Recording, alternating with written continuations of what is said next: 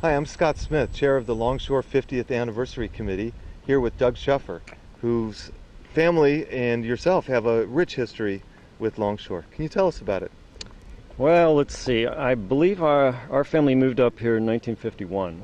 So I went through all the public schools and everything else. My dad worked in New York.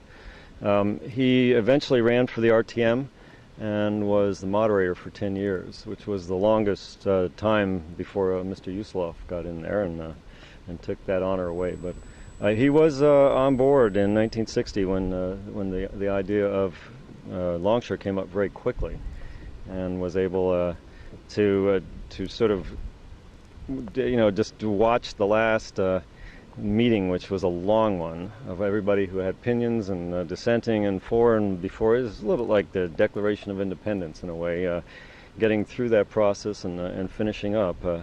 But in the end, it was a positive vote, and I mean, obviously Not only a positive vote, but your father, Ralph Sheffer, led the RTM to a unanimous passage. Yeah. I think he felt that was important at that point, that just having a majority wouldn't really cut it, that there would be so many downfalls to that eventually. So yeah, he really stuck with the process.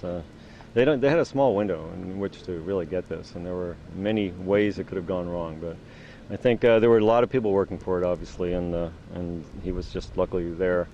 It's an incredible facility for this town.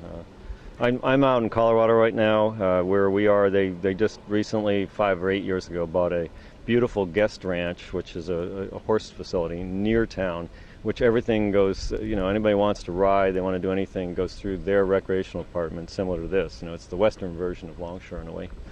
But I was, in 1974, 2 years after college, I was across the way here in Saugatuck Harbor Yacht Club. And I was the head sailing instructor there, set up a program that 1 year for just that first year. And then John snagged me and said, well, I'd like you to come across the bay. So in 1975, I came here and worked for him for 4 years.